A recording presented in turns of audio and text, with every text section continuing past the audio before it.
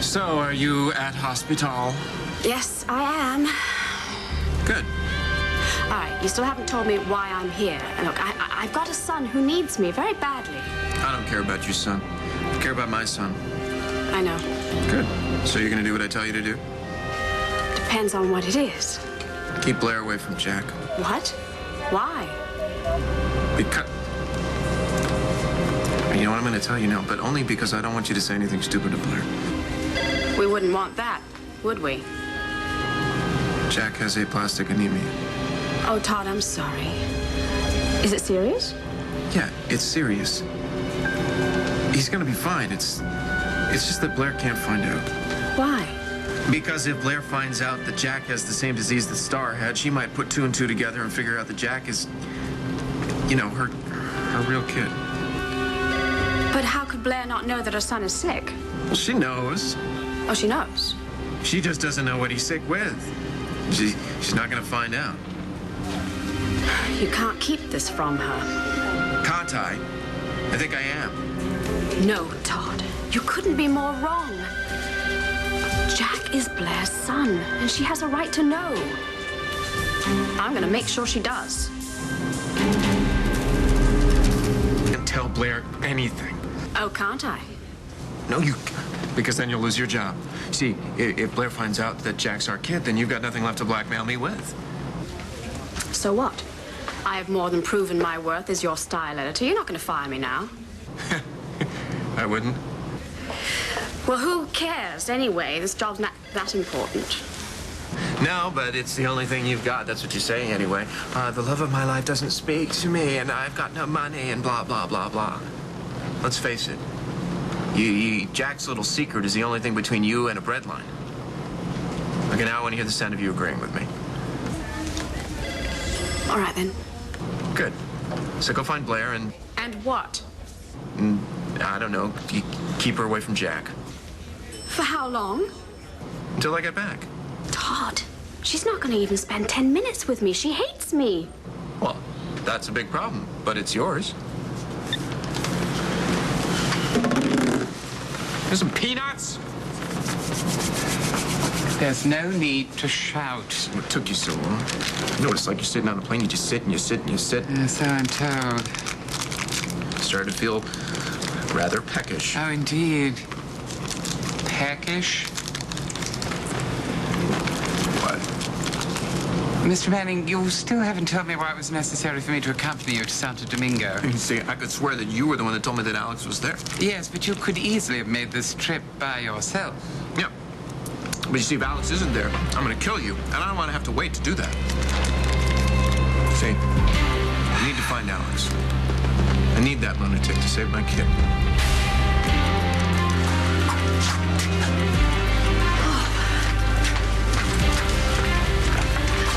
You're open, thank heavens.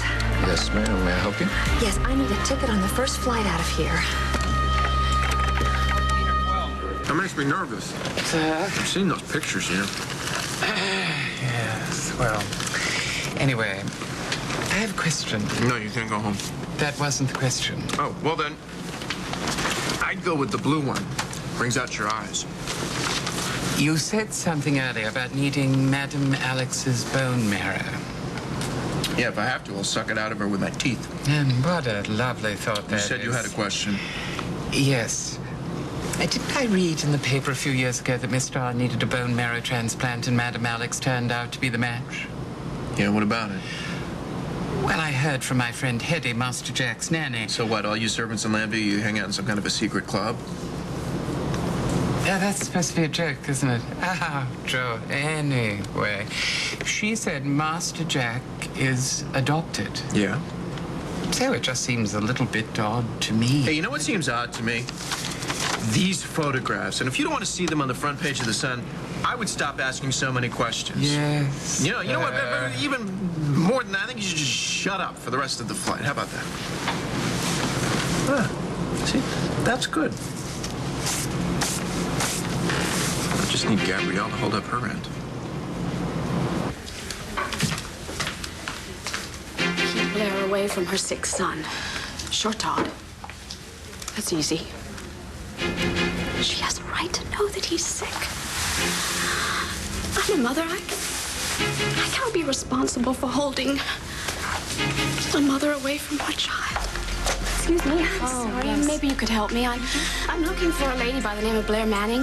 Who? Blair Manning. Oh, never mind. I see her. Thank you. Thank you very much. Blair. Blair. Listen, I just heard about Jack, and I'm so sorry. Are you okay?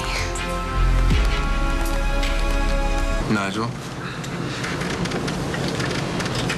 Nigel, I'm talking to you. You told me to shut up, sir. I'm shutting. Well, unshut for like a second, because I gotta ask you something. I'm not talking about this picture. I don't have any questions about those pictures, but, well, actually, I do have one question. Sir? Never mind. Hey, do you think that if you did something bad, that you get punished for it? Are you referring to prison, No, sir? no, much worse than prison. I'm not sure I understand. Well, if you do something bad and it ticks someone off, do you think that then something bad happens to you? By someone, are you referring to God, divine retribution, that sort of thing? Okay. And what, do you believe in that kind of stuff? I don't know. I've never really seen an example of it. Well, let's just say I did something bad. What did you do? Oh, it's not important, sir. Do Well- continue. Let's just say I did something bad. Do you think then that someone, I don't know, God, whoever, gets ticked off and that's why he's making my kids sick? Me? Yes, as one mother to another. You're not even a mother. You're a mutant. Now. We have had our differences in the past, but I do empathize with everything I that you're don't going care, through. okay? Well, you must be very upset about your son being so sick. He isn't sick. Blair, that's good. That's good. You must keep a positive outlook because you shouldn't worry until you get the diagnosis. You're right. He has an iron deficiency, and that's all. Of course he has an iron deficiency. Yes. But I know how worrying and terrifying it is to have our child have any kind of illness. I remember when I was a little baby, he had an ear infection. It wasn't serious, I know, but I was worried sick. I didn't leave him for a second. I mean, not for a second. That I didn't is even go just to bed that night or the a next real night. I just touching sat by his story. crib and I just watched him breathe, It's not just a touching story. It's annoying, just like everything about you. Really? Yeah. I don't have time for the day in the life of Gabrielle Medina. I gotta go. No, I gotta go see my son. No, see that? Gabrielle. You can't do that. Really? Why not? Because Yeah? when we're under a lot of stress and we're very worried, we need to keep up our strength. What? So why don't you let me buy you a cup of tea, please, and something to eat with it? Since when did you get money? Oh, yeah, I know how you got money.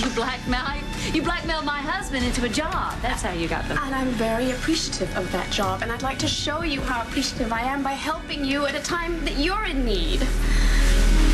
You are acting so weird. I mean, even for you. Well, can't you just accept my generosity in the spirit in which I'm giving it? No, I can't. And stop touching me, all right? How did you find out about my son? Well, from Todd. Todd? Why would he tell you about Jack? Oh, well, no, he didn't tell me. I just happened to be in the office and when he was making his flight arrangements. What flight arrangements? Well, for his trip.